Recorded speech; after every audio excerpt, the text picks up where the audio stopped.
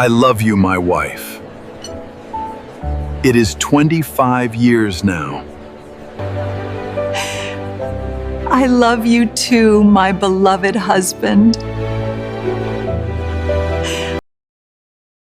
They say the closest people to you know exactly where to strike to hurt you the most. For 25 years, I thought I was building a legacy for my family. I thought my wife Eleanor was my anchor, and my younger brother Julian was my shield. I was wrong. They didn't want to just leave me, they wanted to erase me. They spent 5 years orchestrating a web of corporate theft and fabricated scandals to strip me of my company, my home, and my dignity. When the judge handed them everything and left me with a single piece of rugged, worthless land, they laughed. They thought they had won the war. What they didn't realize is that some men are dangerous not because they scream, but because they know how to wait. This is the story of how their perfect crime became the exact blueprint for their absolute destruction. The grand ballroom of the Plaza Hotel was filled with bright lights and the sound of laughing guests. It was our 25th wedding anniversary, a special night to celebrate silver and long-lasting love. Banners hung from the ceiling with the logo of Vanguard Holdings, the great real estate company I had built from nothing but a single tractor and hard work. Standing next to me was Eleanor, my beautiful wife. She wore a stunning green dress that matched the shiny ring on her finger. I put my arm around her waist, smiled proudly, and whispered, "We made it, Ellie. Through all the tough times, we built this dream together." She looked up, gave me a quick smile, and kissed my cheek.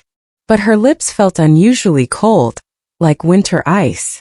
She quickly looked past my shoulder toward the entrance, as if she were waiting for someone else to arrive. Just then, my younger brother Julian walked over to us. I had raised Julian like my own son after our parents passed away.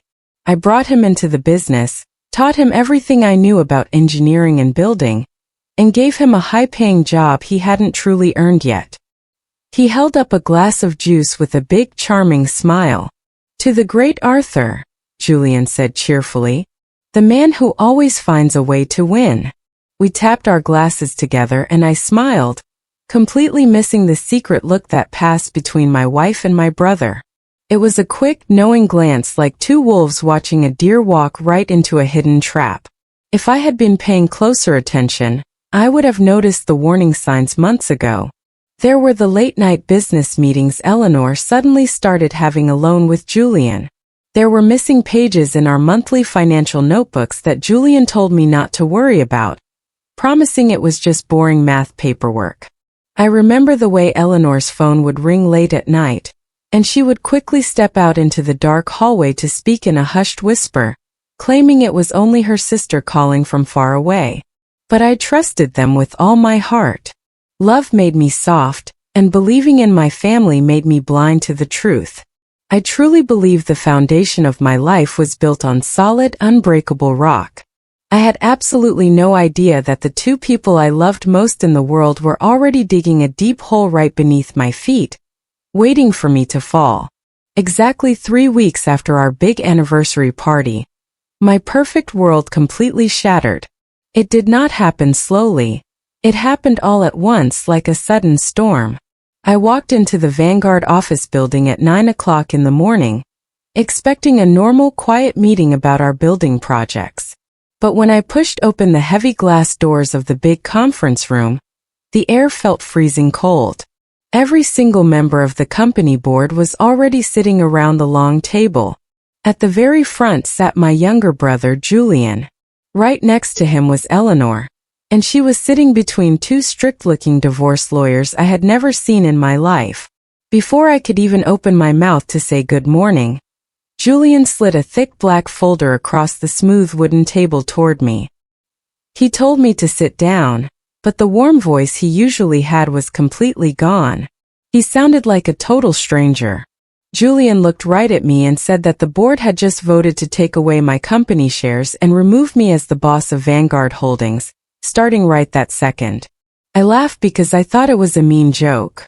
I reminded him that I owned most of the company, but Julian just smiled coldly, and said I had signed away my power the month before when I trusted him to write up the new paperwork for our land project. My blood turned to ice as I turned to look at my wife. Eleanor refused to look back at me. She just stared down at her hands, acting like I was not even there. She told me she was filing for divorce and taking everything. She claimed she had proof from Julian that I was stealing money from the company and hiding it from her. It was all a giant lie. I shouted that I was the one who built this entire empire with my own hands and sweat. But Julian stood up, totally calm, and told me the courts would believe their paperwork instead of me. He warned me that if I fought back, they would call the police. Then, 2 security guards walked into the room to force me out of the building I had built. As they led me away, I turned around one last time. Julian had placed his hand gently on Eleanor's shoulder, and she leaned into him with a smile. The pain in my chest was unbearable. It was not just about losing my money or my job. The 2 people I loved and cared for the most had broken my heart, stolen my life, and left me with absolutely nothing. The days that followed felt like a long, terrible nightmare inside a cold courtroom. The room was grand and quiet, filled with the soft rustling of papers and the heavy footsteps of the judge. I stood there in my best suit, but inside I felt completely hollow. My lawyers tried their best to fight, but Julian's hidden traps were too clever. Years ago, when I trusted him to write our corporate rules, he had slipped in a secret clause that gave the board total power during a divorce. Every piece of paper they showed the judge made me look like the bad guy. I watched in disbelief as the judge nodded along, believing every single lie they told. When the judge finally brought down the heavy wooden gavel, the sound echoed like thunder in my chest. With one sharp strike, my entire life was legally handed over to Eleanor. The judge awarded her the multimillion-dollar real estate empire, all our bank accounts, and the beautiful family mansion we had shared for 25 years. Everything I had worked for from sunrise to sunset was gone in a matter of minutes. But Eleanor and Julian were not done hurting me yet. They wanted to make sure I was completely embarrassed and left with absolutely nothing. To add to my deep pain, their lawyers presented the final part of the divorce settlement. They legally forced me to accept one single piece of property as my entire share of our life together. It was a distant, isolated plot of land hidden far away in upstate New York. It was a terrible place made of nothing but steep hills, jagged gray rocks, and thick mud. Julian had even done an official study on it years ago, proving that no one could ever build a house or a business on it because the ground was too rough and broken. It was completely worthless. As the court meeting ended, I looked across the room. Eleanor was smiling softly, and Julian gave me a small, mocking wave as he packed up his expensive briefcase. They thought they had given me the ultimate punishment by tossing me out like garbage with a piece of useless dirt. They believed I was broken, defeated, and finished forever. I packed my small bag, walked out into the cold rain, and began the long drive toward the Rocky Mountains, leaving my stolen empire behind. They thought they had won the final battle, but they had no idea that this worthless plot of land was about to change everything. Back in the bright lights of the city, Eleanor and Julian did not waste any time celebrating their new life. They moved into the grand family mansion together, filling the rooms with expensive new furniture and hosting lavish parties for high society. Julian sat proudly in my old leather chair at the Vanguard headquarters, signing giant business deals and spending money faster than ever before. They were living like royalty, completely forgetting about the man who had built the very walls around them. To the rest of the world, I had completely disappeared. My name was no longer spoken at the fancy dinners or in the big boardrooms. I had become a ghost, erased from the world I used to know. Meanwhile, I was living in a completely different world, surrounded by the heavy silence of the mountains. I moved into a tiny, modest wooden cabin right on the edge of the rocky, uneven land I had been forced to take. The cabin had no fancy lights or expensive decorations. It only had a small wood stove for heat, a simple bed, and a large wooden table by the window. At night, the wind would howl fiercely through the tall pine trees, and the deep quiet of the forest felt incredibly heavy. In the beginning, the silence felt like a heavy weight crushing my chest, reminding me of everything I had lost and the deep sting of their betrayal. But as the weeks passed by, the heavy silence stopped hurting. Instead, it became my best friend. Without the loud noise of the city and the constant stress of the courtroom, my mind finally began to clear. I did not spend my days crying or throwing things in anger. Instead, I sat quietly at the wooden table for hours, lighting a small lamp as the sun went down. I spread out old, dusty property maps, geological ground reports, and historical land documents that I had saved from years ago. While Eleanor and Julian were busy showing off their stolen wealth to the world, I was quietly studying the lines on the old papers. In that cold, silent cabin, away from everyone else, a tiny spark of hope returned to my heart. My mind started working faster and sharper than it had in years. I realized that my brother and my ex-wife had been so blinded by their own greed that they had made a very big mistake. The yellow light from my small desk lamp cast long shadows across the old, dusty papers spread out before me. Outside the cabin, a gentle rain tapped against the glass, but inside the room was perfectly still. For days, I had been reading the fine print on the property deeds and old history papers of this rocky land. That was when I found it, the massive mistake that Eleanor and Julian had made. In their frantic rush to strip me of my title, my bank accounts, and my office building, their extreme greed had made them incredibly sloppy. They were so focused on taking the active money-making parts of Vanguard Holdings that they completely failed to do their homework on the history of the land they had tossed away. As I carefully traced my finger along a faded map from 40 years ago, a slow smile finally touched my face for the first time in months. When I first started out as a young engineer, I had quietly bought the old municipal zoning rights and the deep underground charter history for this entire mountain region. Julian had looked at the rough surface of the land and decided it was completely unbuildable. What his expensive college degrees had failed to teach him was that you must always look beneath the surface.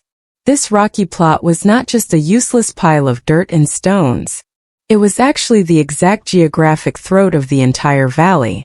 Even more importantly, the Old Town Charter showed that anyone who owned this specific parcel also owned the exclusive rights to the main transit corridor and the underground utility pathways surrounding it. For years, the city had been secretly planning a massive multi-billion-dollar state highway project to connect the outer suburbs to the city center. Because of the steep mountains, there was only one flat pass where the Grand Highway and the giant water infrastructure lines could legally be built. That pass ran right through the middle of my supposedly worthless rocks. Eleanor and Julian had built their entire future on the idea that they had left me with nothing. They had no clue that by forcing me to take this land, they had actually handed me the key to the main gates of the whole region. The thieves had taken the golden coins, but they had left behind the map to the entire kingdom. Holding the dusty papers in my hands, I knew the waiting was over. It was time to build a trap of my own.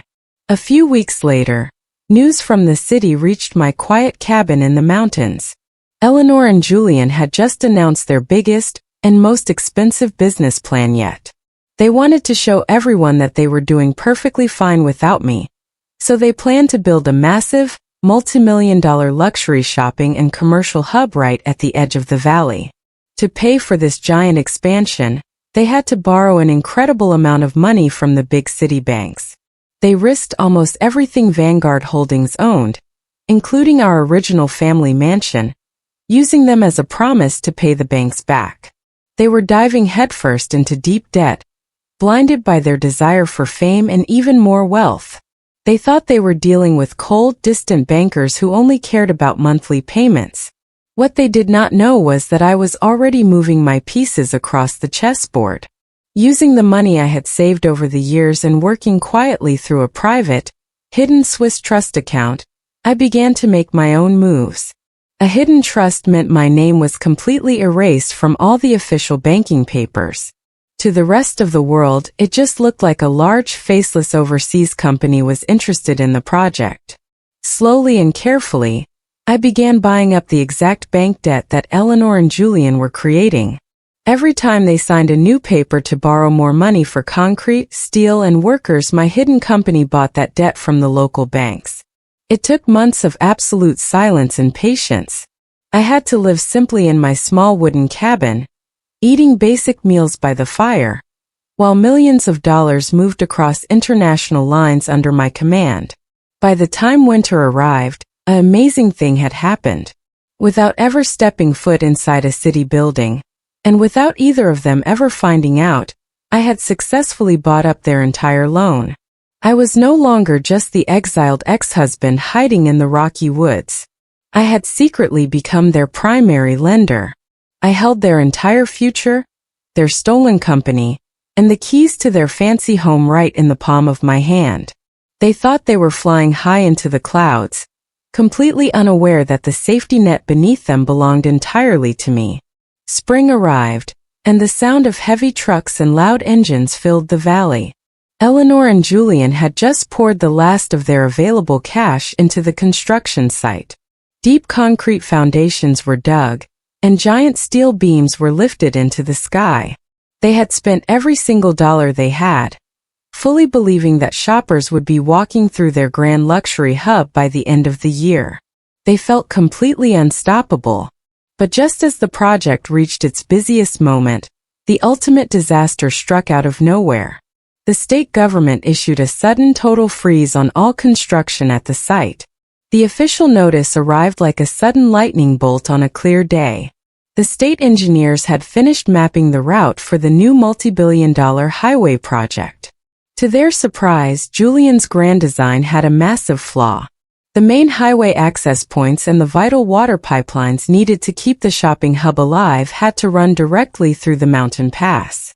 And that exact pass belonged entirely to my plot of rugged, isolated land. Because of the ancient zoning rights I owned, Vanguard Holdings could not legally lay a single brick, connect a water pipe, or open a driveway without my written permission. Suddenly, the entire construction site went completely silent. The giant cranes stopped moving, and the workers were sent home. Eleanor and Julian were caught in a terrible trap. They could not move forward, but they also could not back out because all their money was already trapped in the concrete foundations. To make things much worse, the giant banknotes they had signed were now coming due. Every single month, they owed a massive payment for the money they had borrowed to build their dream. If they missed even one payment, they would risk losing everything they had used as a promise to the bank, including the grand family mansion and the company itself.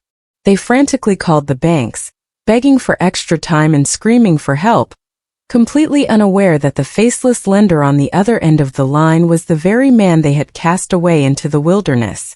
They thought they had buried me in the dirt, but they had actually planted the seed of their own ruin. Faced with immediate bankruptcy and the complete ruin of Vanguard Holdings, Eleanor and Julian had no choices left. The grand shopping hub sat completely empty, a ghost town of gray concrete and silent cranes. Desperate to save themselves, they called an emergency meeting with the mysterious overseas lender, who held all their massive debt. They needed to beg for more time to pay their bills before the banks took everything they owned. The meeting was set for a rainy Tuesday afternoon, inside the private conference room of a quiet downtown hotel. Julian paced back and forth across the carpet, sweating through his expensive suit, while Eleanor nervously tapped her fingers on the table.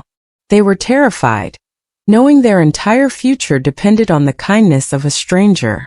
Suddenly, the heavy wooden door clicked and slowly swung open. Eleanor and Julian both stood up quickly, forcing fake, polite smiles onto their faces as they prepared to introduce themselves. But as the person stepped into the room, their smiles froze completely, and the color drained from their faces. It was not a faceless international banker standing before them. It was me. I walked in calmly, dressed in a simple but clean suit, carrying a small leather folder under my arm. I did not look angry, and I did not look sad. My face was as calm and still as a quiet lake. For a long moment, the room was so silent you could hear the rain crashing against the window. Julian's mouth opened, but no words came out. He looked like he had just seen a ghost from his worst nightmare. Eleanor stumbled backward, her eyes wide with pure horror as she gripped the back of her chair to keep from falling over. The sudden realization hit them like a physical blow to the chest. The worthless plot of land, the frozen construction site, and the massive bank debt they could not pay, it was all connected. They finally understood that the man they had robbed, humiliated, and tossed away like garbage had been the one pulling the strings the entire time. They had walked right into a giant trap of their own making, and the door had just locked behind them. I did not yell at them. I did not stamp my feet or scream in anger. Instead, I quietly pulled out a chair, sat down at the long table, and placed my leather folder flat on the smooth wood. The absolute quiet in the room was louder than any shout. Eleanor and Julian stood completely frozen, staring at me as if the air had been sucked right out of the room.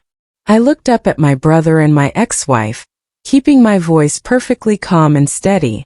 I told them very softly that there would be no extra time given, and there would be no extensions for their loans.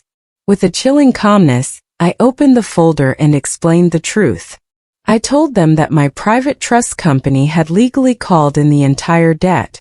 Because they had been so eager to show off and build their grand shopping hub, they had used Vanguard Holdings and our beautiful family mansion as a guarantee for the bank. Since they could not make the massive monthly payments, the contract was broken. I looked right into Julian's terrified eyes and told him that I now legally owned every single part of the company. I looked at Eleanor and told her that the keys to the grand house belonged to me too. I owned the desks they sat at, the cars they drove, and the very ground they walked on.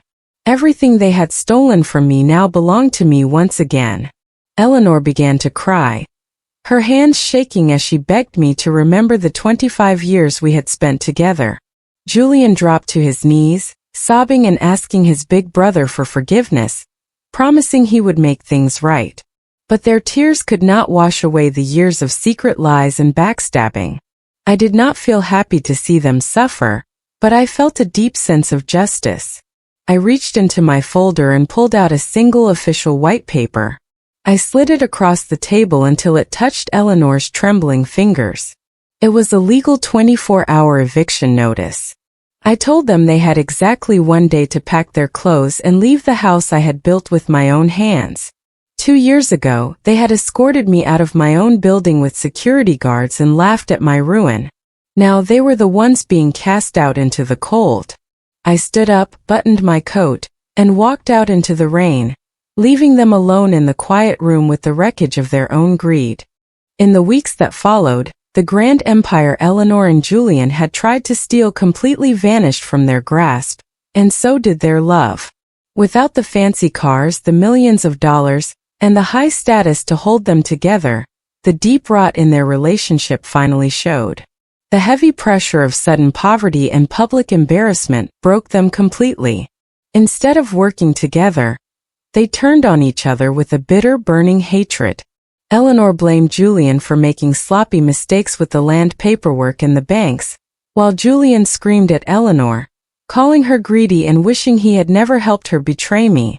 The secret romance that had started with whispers in the dark ended with loud, angry shouting in a tiny rented apartment. They had traded a lifetime of true loyalty for a handful of sand, and now they had nothing left but their own anger and regret. Meanwhile, I stood all by myself in the quiet living room of my original family home. The moving trucks had already left, and the house was perfectly still. The afternoon sun shone warmly through the large glass windows, casting a peaceful light across the wooden floors I had chosen so many years ago. I looked out at the beautiful garden, holding a warm cup of coffee, feeling the deep weight of the silence. It was not the sad, heavy silence of the mountain cabin, nor was it the angry silence of the courtroom. It was the peaceful quiet of a long storm that had finally passed. I did not feel a wild sense of joy or happiness about their ruin. True justice does not make you want to cheer. It simply makes you feel calm. I reflected deeply on the incredibly high price of betrayal, thinking about how Eleanor and Julian had destroyed their own souls just to chase after quick wealth. They thought they had buried me forever when they tossed me out into the cold mountains, but they had forgotten that a man with integrity can always rebuild what was lost. Karma did not arrive with a loud explosion or an angry fight. It arrived quietly, using their very own greed to trip them up. Patience and truth had won the long war. As the sun began to set over the hills, I knew that the foundation of my life was finally safe and strong once again, built on honesty that no one could ever take away. Moral lessons from the story. Greed blinds even the smartest people. Eleanor and Julian were so focused on stealing Arthur's massive wealth that they became incredibly sloppy. When you are driven purely by selfishness, you miss the important details right in front of you, which will eventually lead to your own downfall. Patience is more powerful than anger. When Arthur lost everything, he didn't scream, fight, or seek immediate revenge out of anger. Instead, he went into the quiet mountains, kept his mind sharp, and waited for the right moment. Staying calm and patient allows you to make smart decisions when dealing with difficult people. Karma works through a person's own actions. Arthur didn't have to trick his ex-wife and brother. They trapped themselves.